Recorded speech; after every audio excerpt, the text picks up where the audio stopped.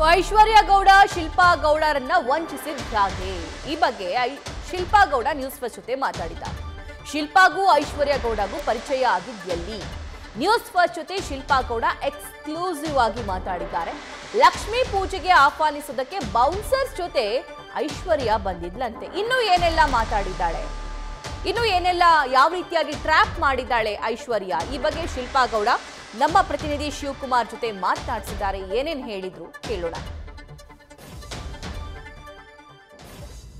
Varahi jewellers ಮಾಲೀಕರಾದಂತಹ ವನಿತಾ ಐತಾಳ್ ಅವರಿಂದ 14 KG 660 gram ಚಿನ್ನಾಭರಣವನ್ನ ಪಡೆದು ಚಂದ್ರ layout ಪೊಲೀಸರಿಂದ ಅರೆಸ್ಟ್ ಆಗಿದ್ದಂತ ಐಶ್ವರ್ಯ ಗೌಡಳ ಮೇಲೆ ಆರ್ ಆರ್ ನಗರ ಪೊಲೀಸ್ ಠಾಣೆಯಲ್ಲಿ ಮತ್ತೊಂದು ಪ್ರಕರಣ ದಾಖಲಾಗಿದೆ. ಆರ್ ಆರ್ ನಗರ ಪೊಲೀಸ್ ಠಾಣೆಯಲ್ಲಿ ಸುಮಾರು 430 ಗ್ರಾಂ ಚಿನ್ನಾಭರಣ 3,25,00,000 ಹಣವನ್ನ ಪಡೆದಂತ ಆರೋಪ ಇರುವಂತದ್ದು. ನಮ್ಮ ಜೊತೆ ದೂರದಾರಂತ ಶಿಲ್ಪಾ ಗೌಡ ಅವರು ಇದ್ದಾರೆ, ಮಾತಾಡ್ಸ ಹೋಗ್ತೀನಿ. ಮೇಡಮ್, ನಿಮ್ಗೆ ಐಶ್ವರ್ಯ ಗೌಡ ಹೇಗೆ ಪರಿಚಯ ಆದ್ರು ಮೇಡಮ್? ಮೊದಲು ಆ್ಯಕ್ಚುಲಿ ನನಗೆ ಪರಿಚಯ ಆಗಿದ್ದು ಅವರು ಯಾವುದೋ ಒಂದು ಜ್ಯುವೆಲರಿ ಶಾಪಿಂದ ಪರಿಚಯ ಆಗಿದ್ದು. ಅವಳು ಹೇಳಿದ್ದು ನಮ್ಮ ಮನೇಲಿ ಲಕ್ಷ್ಮೀ ಪೂಜೆ ಇದೆ, ಇನ್ವೈಟ್ ಮಾಡಬೇಕು ಅನ್ನೋ ಒಂದು ರೀಸನ್ಗೋಸ್ಕರ ಅವಳು ನಮ್ಮ ಮನೆಗೆ ಬಂದು ಫಂಕ್ಷನ್ಗೆ ಇನ್ವೈಟ್ ಮಾಡಿ ಹೋಗಿರೋದಷ್ಟೇ. ಆಮೇಲೆ ಅವಳ ಮನೆ ಮುಗಿಸ್ಕೊಂಡು ಪೂಜೆ ಮುಗಿಸ್ಕೊಂಡು ನನ್ನ ಪಡ ನಾನು ಬಂದೆ.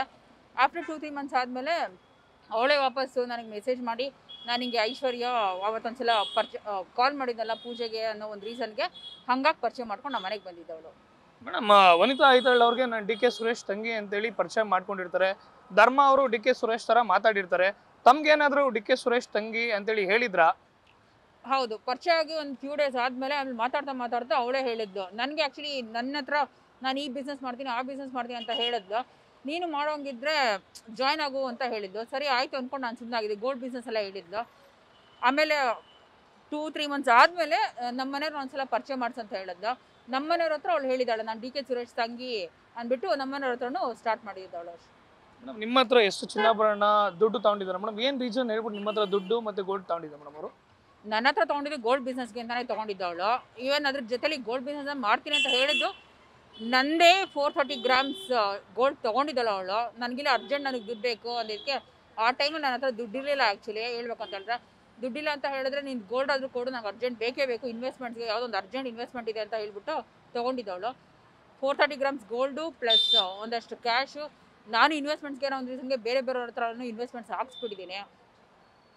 ಮೇಡಮ್, ನೀವು FIR ಅಲ್ಲಿ ಮೆನ್ಷನ್ ಮಾಡ್ತೀರಾ ಮೇಡಮ್, ಚಿಟ್ ಫಂಡ್ ಮಾಡ್ತೀನಿ, ಗೋಲ್ಡ್ ಬಿಸ್ನೆಸ್ ಮಾಡ್ತೀನಿ, ವಿಲ್ಲಾಗಳನ್ನ ಕನ್ಸ್ಟ್ರಕ್ಟ್ ಮಾಡ್ತೀನಿ ಅಂತೇಳಿ. ಈ ಬಗ್ಗೆ ಅಂದ್ರೆ ಗೋಲ್ಡ್ ಬಿಸ್ನೆಸ್ ಬಿಟ್ಟು ಬೇರೆ ಎಲ್ಲ ಆಕೆ ವ್ಯವಹಾರಗಳ ಬಗ್ಗೆ ನಿಮ್ಮ ಜೊತೆ ಮಾತಾಡಿದ್ರಾ ಅಂತೇಳಿ?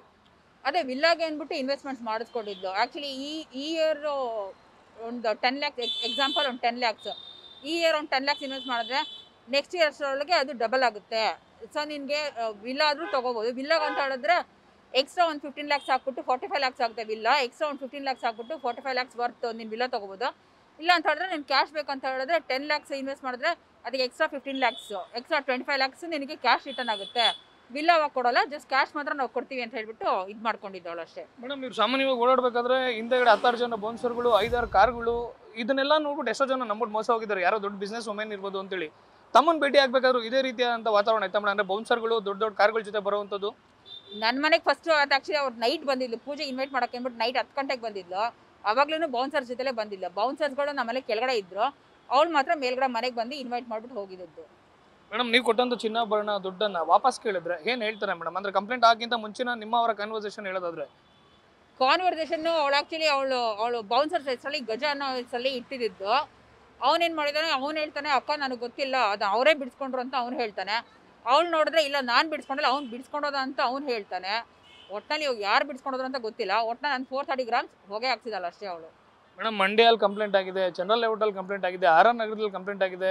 ಐಶ್ವರ್ಯ ಗೌಡ ಅವ್ರ ಕೇಸ್ ಈ ವಂಚನೆ ಪ್ರಕರಣ ಹೊರಗಡೆ ಬರ್ತಿದ್ದಂಗೆ ಬೇರೆ ಬೇರೆ ಕಡೆಗಳಲ್ಲಿ ಕೇಸ್ಗಳು ಆಗ್ತಿರುವಂಥದ್ದು. ಮತ್ತೊಂದು ಕಡೆ ಸದ್ಯಕ್ಕಿರೋ ಮಾಹಿತಿ ಪ್ರಕಾರ ಪೊಲೀಸ್ ನೋಟಿಸ್ಗೆ ಹಾಜರಾಗದೆ ಐಶ್ವರ್ಯ ಗೌಡ ಅವ್ರು ನಾಪತ್ತೆ ಆಗಿದ್ದಾರೆ ಅನ್ನೋ ಮಾಹಿತಿ ಇರುವಂಥದ್ದು. ತಮಗೆ ನ್ಯಾಯ ಸಿಗುವಂಥ ಭರವಸೆ ಎಷ್ಟಿದೆ ಮೇಡಮ್ ತಮಗೆ? ನನಗೆ ಆ್ಯಕ್ಚುಲಿ ನ್ಯಾಯ ಸಿಕ್ಕೇ ಸಿಗುತ್ತೆ ಅನ್ನೋ ಒಂದು ಭರವಸೆಯಲ್ಲಿ ನಾನು FIR ಮಾಡಿದ್ದೀನಿ. ಇವಾಗ ಎಲ್ಲ ಪೊಲೀಸ್ನವ್ರಿಗೆ ಬಿಟ್ಟಿದ್ದೀನಿ. ನ್ಯಾಯ ಸಿಗುತ್ತೆ ಅನ್ನೋ ಭರವಸೆಯಲ್ಲಿ ACP ಭರತ್ ರೆಡ್ಡಿ ಅವರು ಮಾತಾಡಿದ್ದಾರೆ. ಅವ್ರು ಆ್ಯಕ್ಚುಲಿ ಇಲ್ಲ ಅಮ್ಮ ನಾನು ನ್ಯಾಯ ಕೊಡಿಸ್ತೀನಿ ನಿನಗೆ ಅಂತಲೂ ಮಾತು ಕೊಟ್ಟಿದ್ದಾರೆ. ಎಲ್ಲ ಪೊಲೀಸ್ನವ್ರಿಗೆ ಬಿಟ್ಟಿರಲಿಲ್ಲ. ಇದಿಷ್ಟು ದೂರದಾರರಾದಂತಹ ಶಿಲ್ಪಾ ಗೌಡ ಅವರ ಮತ್ತು ಕ್ಯಾಮ್ರಾ ಪರ್ಸನ್ ಮುರಳಿ ಅವ್ರ ಜೊತೆ Shivakumar, news first Bengaluru. News first ನಿರ್ಭೀತಿಯಿಂದ ನಿಮ್ಮ ಪರವಾಗಿ.